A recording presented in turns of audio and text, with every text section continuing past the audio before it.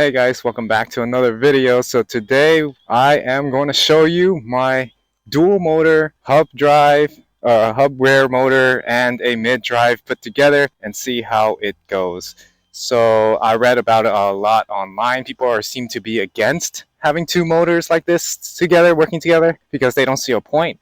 But I see a point because it improves acceleration, which is what I want, and also I don't have to shift gears as often as on a mid drive versus a hub motor. So like if I was a complete stop at an intersection, and then I would have to be at the lowest gear for a mid drive. But if I have a hub motor, I don't have to be on my lowest gear. I could just start with my highest gear and then get a little bit of boost from the hub motor, and then I throttle the mid drive, and that will allow me to stay on my highest gear without putting too much pressure on my chain and cassette. So hopefully this goes pretty well. And now let's show you the bike. So this is the bike with both mid drive and a rear hub motor. That rear hub motor is about 1500 watts, 48 volts, and the mid drive is 48 volts, 750 watts. So a total combined power of 2250 watts. I know it could go a lot higher because there are tires that are 2000 watts. There is a mid drive motor that goes up to 1000 watts.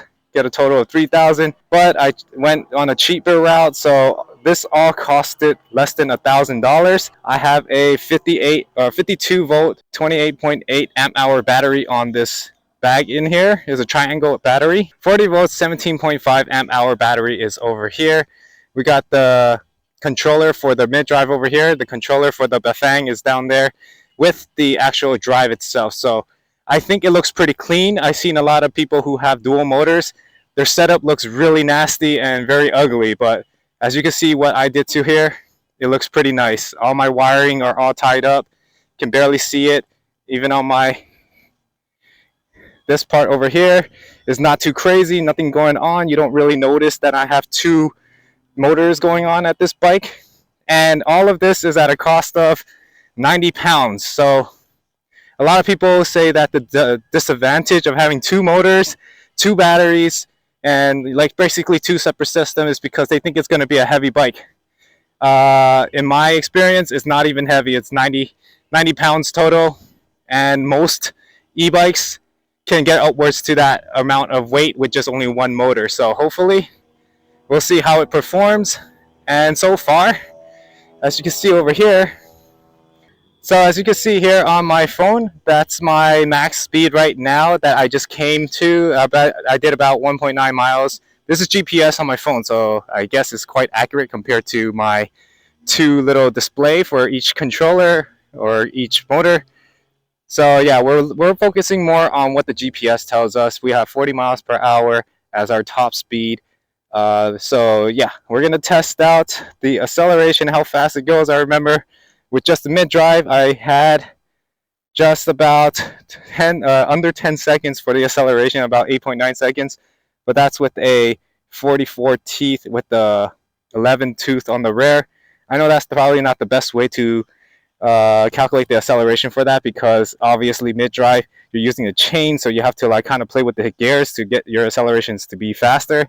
So probably a lot faster with the lower gear. But anyways, now that I have rear motors, I can stay right here. I can stay on my last chain, which is an 11 tooth with my 52 spokes, and I don't really need to change my shifting gears too often unless I'm going up very steep hill. That's when I start changing it. But at the moment, like just on a complete stop, I hate trying to shift gears when I'm at a complete stop and having to shift back up when I'm getting going, because that's way too slow. That's why I got the rear motor. And so far it works pretty well. So we're gonna test drive it even more with some footages. So yeah guys, before we get started with the video, please like it and subscribe if you haven't done so already. And I am interested in doing or purchasing or maybe riding a Sur-Ron or one of those e-dirt bikes, Talaria XXX, Sur-Ron, even the ePro Ride SS or something like that. Yeah, these bikes are really awesome, and I wanted to build one just as fast. Let's see if I can get somewhere near that. So yeah, let's go. So There's a lot of turns in this corner, so I'm not gonna do full throttle on everything. I should probably just bike it. I do need to strap the back a little bit more. Should probably go to, yeah, we gotta go to the Los Angeles River to test the speed. Ugh. I knew this wheel turned out to be wrong. We need a torque arm on this one. Damn it, this thing just keeps sliding to the side. I can't have that happening. Alright, we can't test the mileage today because technical difficulties of the battery just sliding that way. Dude, my front wheel needs a torque arm. So we're at a constant 40. Damn, that's it, 40 miles per hour. Am I going on Avenue 19 or 20? Speed limit 30 miles per hour. Go faster than that. The acceleration alone from the rear motor is not as fast as I thought. But when you kick in the second motor, boom, you get that acceleration now. I need a clear road to test my speed because these roads, I think there's some bumps. I hit 40 now. Here we go. This looks like a clear speed. Let's try to get to our max top speed. Throttle only, both. Now we pedal with it. I add about 1 mile per hour. 2.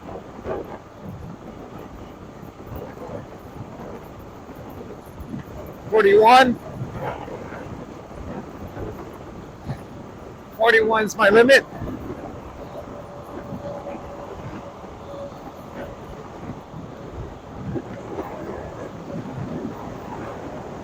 Keeps 40.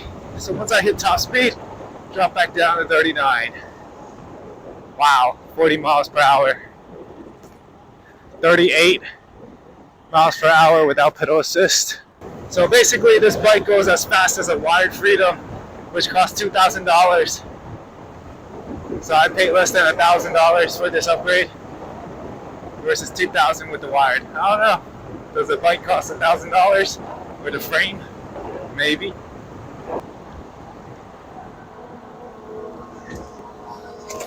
Whoa.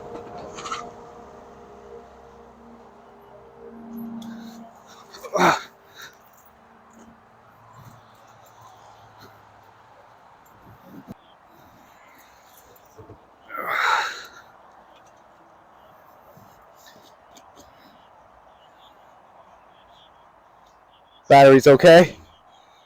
So basically I hit a bump and then it threw off my battery. Oh, it ripped it. Okay, I still have some parts of it that can go on it, but yeah, we're gonna need to, probably gonna have to head back and figure this out. How am I gonna make sure that doesn't happen again? Yeah, we gotta tie this thing down a little bit more. That's what we need. Just don't go too fast.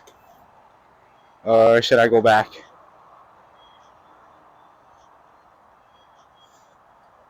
Man, I didn't even break. Let's see what we got here. Full battery still.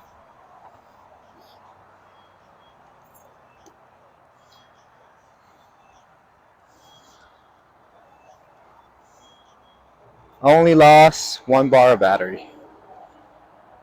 Well, you can see 41 miles per hour. Hold on. So right there, 41 miles per hour. If you can see that, that's the fastest I did. I added 3 miles per hour through pedaling with that, but it maxes out at 38. It maxes out at like 38 miles per hour. So yeah, not bad.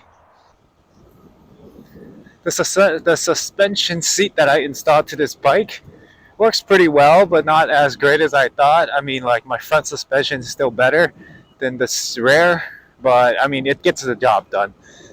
It's not like I spent a whole lot of money on the suspension seat, which is like $25.